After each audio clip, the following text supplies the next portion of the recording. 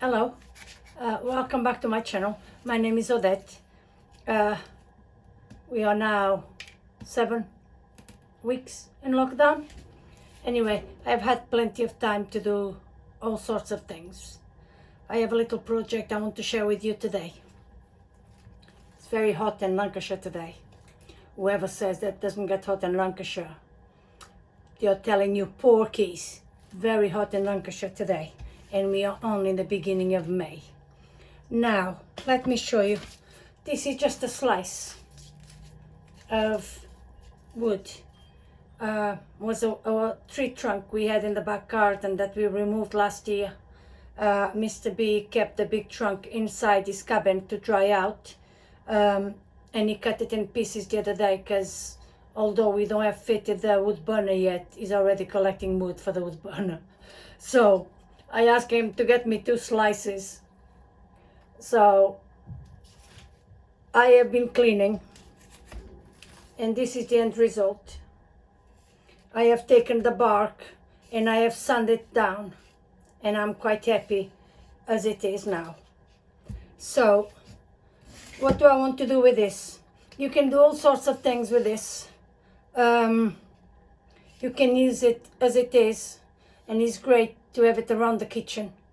I believe there is some wood sealant that is specifically for the kitchen that is, is okay to put food in it. I never used it. I always use the normal standard wood varnish to seal the wood.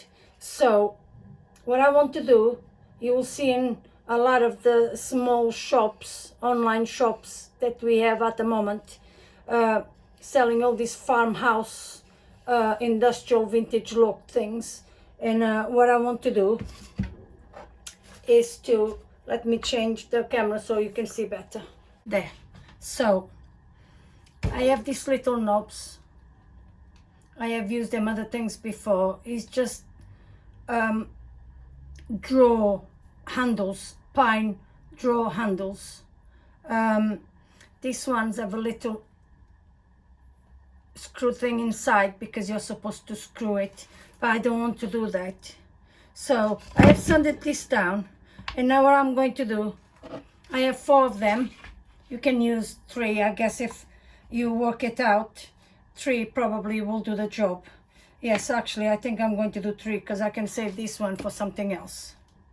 So what I'm going to do now, I'm going to use Gorilla Glue because it's very good. And if you never have used this Gorilla Glue before, let me explain. It reacts with water.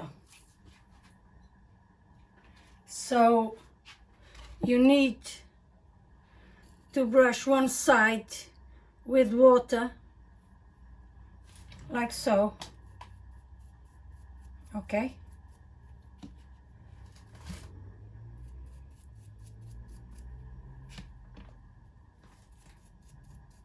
And now we apply the glue. After, I will have to leave this to dry, and afterwards my plan is to use the homemade natural wood stain that I have, that you have seen me probably using before.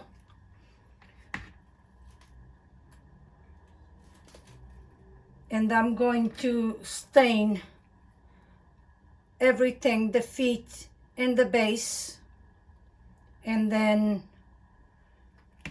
I will varnish afterwards.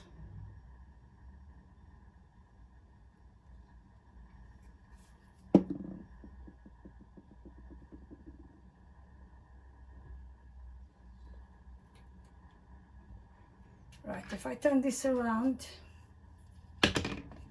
doesn't work.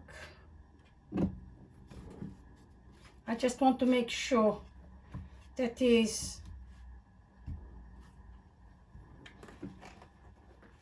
balanced. There you go. That's balanced. So I'm going to leave it here to dry now until tomorrow. So These have dried faster than I was expecting. So the feet are now glued to the base. And now what I'm going to do, I'm just going to use my homemade stain to stain all this. I think it's best to start in the bottom. This has been here for a long time, so I reckon it's going to make a very dark stain. But that's okay, because the idea of this is that this is old. It's just come back into fashion, but this is meant to be old. I think at some point in the past, our grandparents used to use them and make them. So the darker it gets, the better, because it will give it a age, the wood a age look, and that's what I'm looking for. So I'm just going to stain all this.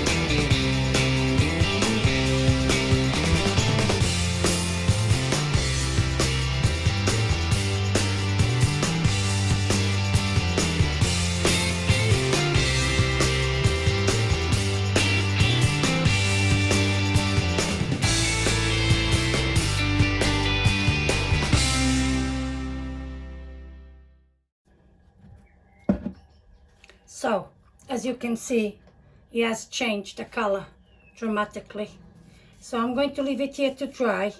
It's quite a hot day today, so probably this will dry pretty fast.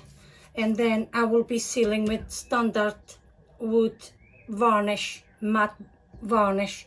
You don't have to, it's just I like to seal all my wood with the sealant. Special things like this, I will have them around the house to decorate, and I find that if you put a layer of varnish, then it's much easier when you dust, when it's time to dust. So I'm just going to leave it here, and I'm very pleased with the result so far. So I have the rest for my little project. Like I said, the one I had here has been here for a long time, but that gave me the color that I wanted. While I've been here, Mr. B has been recycling, repairing a set of chairs that came from Queen's Bee House, and we need to stain them as well. So I'm going to do a new batch, and the reason is, let me explain. Every batch you do of homemade stain is different. It turns out different. So if you have a big project to use it on, it's always best that you do a batch and do the project with the same batch, because it will change even from one day to the other. It will change. So I have shown this in a previous video, but just in case you haven't seen it, I'm just using standard, what we call white vinegar. The proper name is distilled malt vinegar. I have about 3/4 of a bottle. I'm actually going to use it all because it's 2 big chairs and we're probably going to need it all. Okay, so it's about just over half of my jar is full. Wire wool, you can buy them in any DIY shop or store. And now what I do, I just cut bits of it and put inside. Okay, so I'm doing this now. You're best to leave it for 24 hours, ideally 48. Some people even advise to leave it for 72 hours. So the longer it stays, the darker it gets.